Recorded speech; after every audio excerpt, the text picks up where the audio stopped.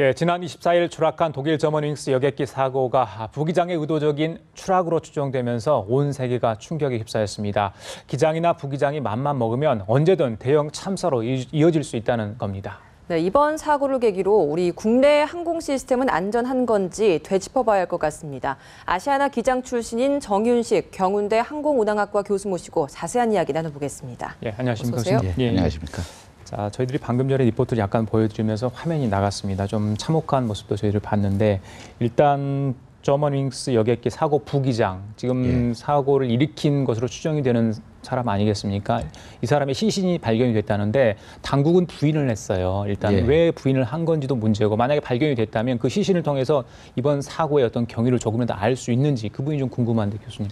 예, 일단 부인한 거는 실제 뭐 발견되냐 안 되냐 문제가 아니고요. 아마 고속으로 충돌했기 때문에 실제적으로 그렇게 형체가 정확하게 남아있지 않을 겁니다. 아닐 수도 있다. 예, 그걸 이제 DNA 분석하고 해야 되기 때문에 아마 확인이 안 됐기 때문에 부인이라는 표현을 썼을 것 같습니다. 네. 그다음에 이제 그게 확인이 되고 DNA 확인이 되면 혹시 약물 복용 여부라든지 이런 것들을 이제 확인해서 좀 더 구체적인 사고 원인을 이제 밝힐 수 있는 계기가 되겠죠. 네, 지금 독일 검찰의 지금까지의 조사 결과를 보면 이제 부기장이 과거 자살 성향이 있었던 것으로 확인이 됐다라고 발표를 했습니다. 뭐 과거에 이제 뭐 기장으로서 비행기를 운항해 보셨던 경험도 있는 분으로서 이번 이 자살 비행이라고 봐야 할지 어떻게 생각하십니까? 이번 이 사건. 예, 이제 겉보기에는 자살 비행이 맞지만 실질적으로 보면 살인 비행이죠.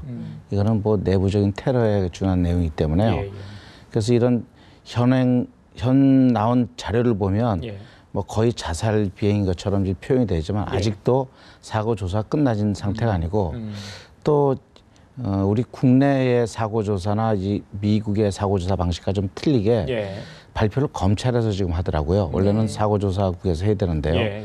그런 것들이 좀 다르기 때문에 어떻게 이게 어떤 원인에 의해서 사고가 났다 이렇게 정확하게 좀 표현하기 좀 어렵긴 합니다. 알겠습니다. 일단 부기장 집에서 우울증 진단서 또 정신질환 치료 약물들이 대량으로 발견됐습니다. 그러다 보니까 우울증에 의한 어떤 자살이 아닌가, 말해서 자살 비행이 아닌가 이렇게 지금 추정을 할 수 있는 상황인데요. 자, 저희들이 가장 궁금한 게 조종사들의 어떤 이런 정신 감정, 그러니까 조종사가 되기 전에 정신 감정을 받고 또 비행 전에 어떤 이런 정신과 관련된 어떤 진단을 받고 나서 비행에 참여를 하게 되는지 그 부분이 궁금하거든요. 어떻습니까?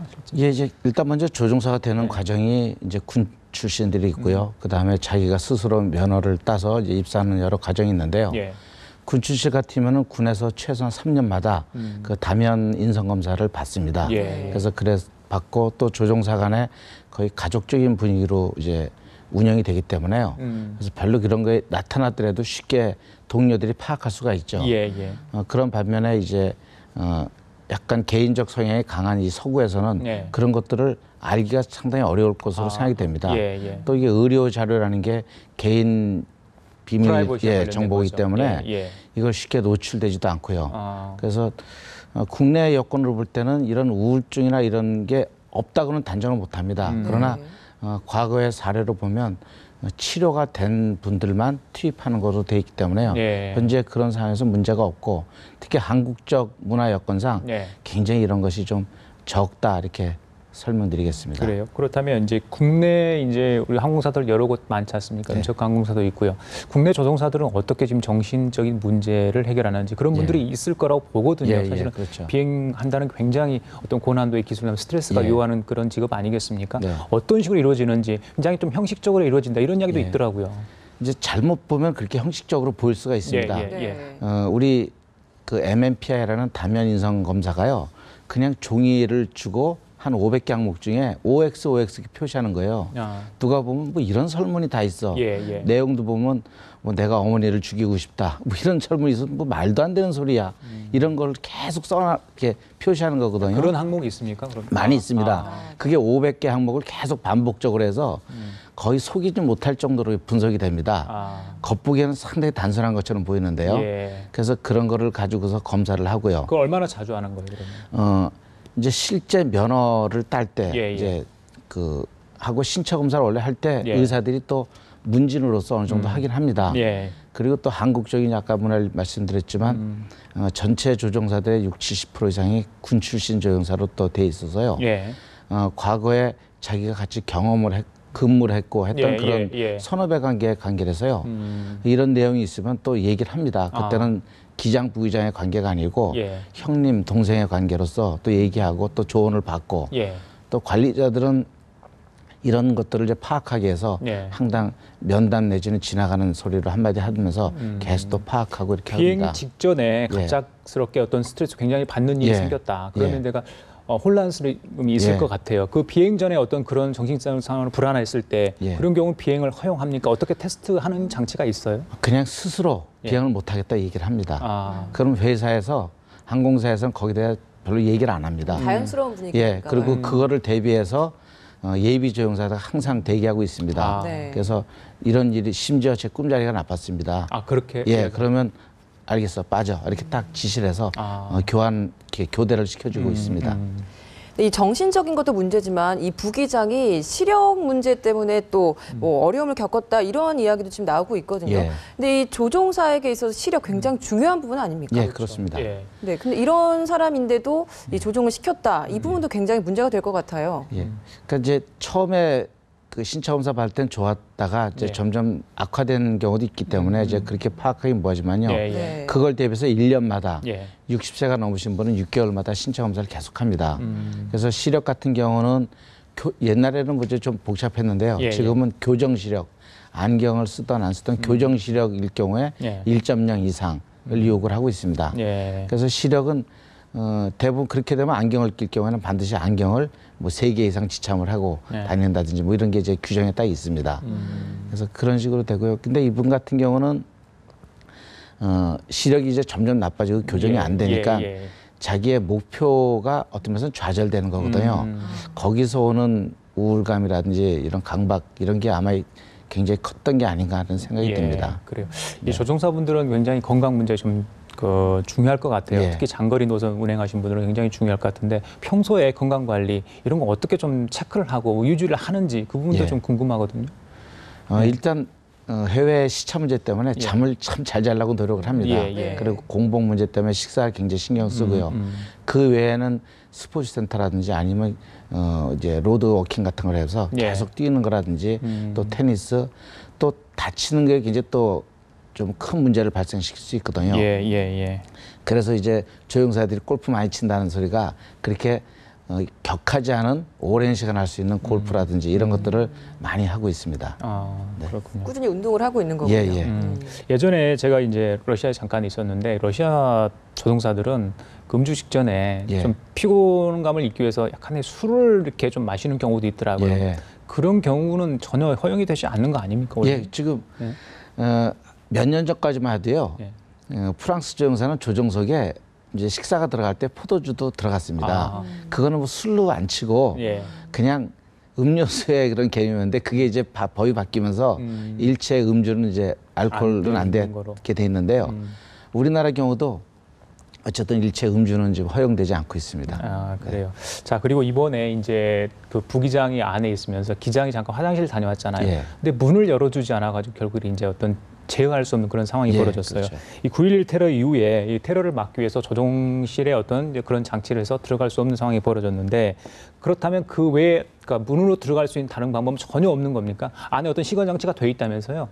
지금 9.11 테러 이후에 그렇게 못 들어가게 만들어 놨습니다. 전혀? 전혀요. 왜냐하면 외부 테러리스트에 의한 사실 그때 테러가 발생이 되면 조종석이 점거가 됐지 않습니까? 그러면 그 항공기가 날아다니는 폭탄이 되는 거거든요. 그럴 거를 방지하기 위해서 일체 들어가지 못하게 웬만한 폭탄에도 견딜 수 있게끔 만들어놨거든요. 이번에 손도끼로 이렇게 찍어서 이렇게 부수려고 했더니 열리지 않았다고. 그 정도는 열리진 않습니다. 그 정도 견고하게 만들어져 있나요? 있습니다. 그래서 그게 하나의 또 보완책을 만들었더니 그게 다른 또 문제점을 발생을 시켰거든요. 그래서 결국은 여기에 대한 또 보완책이 이제 계속 뭐 만들어야 될 것 같습니다. 그러면 이제 이 테러 이후에 또 다른 보완책 중에 하나가 이제 조종사 2명을 배치하는 문제 아니었습니까? 근데 이번에 이제 이 조종사가 잠시 자리를 비운 사이에 이런 사건이 일어났는데 보시기에 이 조종사 2명의 배치 꼭 필요하다고 보십니까? 어떻게 보십니까? 원래 운송용 항공기에는요, 예. 이제 조종사가 기장, 부기장 또는 뭐 기장이든 두 명의 승무원이 운항 승무원이 운영을 하게 돼 있습니다. 근데 이제 생리 현상이라든지 아니면은 뭐 엔진의 이상을 확인하기 위해서 뭐 객실에 들어가서 보는 경우가 있거든요. 예, 예. 그것도 다 운항의 일종입니다. 운항에 포함되는 사항이거든요. 예. 근데 반드시 조종석에 조종사 이외에 뭐 객실 승무원이 들어간다든지 반드시 2인 이상 있게 한다는 거는 예. 얼핏 내용적으로는 뭐 나쁘진 않습니다. 그리고 충분히 그 내용들 가지고서도 예. 이런 위험을 막을 가능성도 있습니다. 그러나 또 다른 면으로 볼 땐 예, 예. 조종석이 자꾸 외부에 노출되는 거거든요. 그렇다는 건 결국 보안에 또 취약해진다는 소리입니다. 예. 그래서 그 객실 승무원이 객실 승무원으로 또 할 일이 또 있거든요. 예, 예. 그럼 또 항공사 입장에서는 또 승무원, 승객에 대한 서비스 질이 또 떨어질 수가 있고 예. 또 교대하는 과정에서 문이 오픈되면서 또 문제가 있을 수 있고 뭐 여러 가지 문제가 있기 때문에 아마 항공 당국에서는 아마 면밀히 지금 검토를 하고 있을 겁니다. 실제 운항 쪽과 보안 쪽에서 아마 이 충돌이 일어나기 때문에 계속 검토 중일 겁니다. 국내 항공사들은 어때요? 지금 2인 규정이 예. 지금 지켜지고 있나? 이번에 좀 강화된다는데 그럼 2인 규정을 다 따르게 되는 겁니까? 예, 좀 그렇게 하려고 지금 예정인 것으로 좀 파악이 되는데요. 예, 예. 국내 항공사 중에 2인 규정을 적용하는 데가 있습니다. 예를 들어 장거리, 만약 미주 노선을 간다 그러면 예, 예. 운항 승무원, 조종사가 4명이 타는 경우도 있거든요. 그럴 경우에는 이제 쉬고 있는 조종사를 불러서 잠시 들어와 있게 한다든지 예. 뭐 이렇게 될 수 있는데요. 국내선 같은 경우에 뭐 여기서 광주 같은 데 가는데 30분 정도 시간이 소요되는데 예. 예비 조종사를 태운다든지 이렇게 승무원을 태운다든지 하기는 좀 더 어려울 문제도 생길 거로 보입니다. 그러겠네요. 알겠습니다. 자, 사고 원인은 좀 밝혀져야 될 것 같고 궁금한 게 이 책임 소재인 것 같아요. 예. 자, 일단 여객기를 고의로 추락시켰는지 여부를 좀 따져야 될 것 같고 만약 그렇게 된다면 항공사가 모든 책임을 져야 되는지 어떻습니까? 실제 뭐 이게 항공법으로 좀 나와 있는 게 있나요?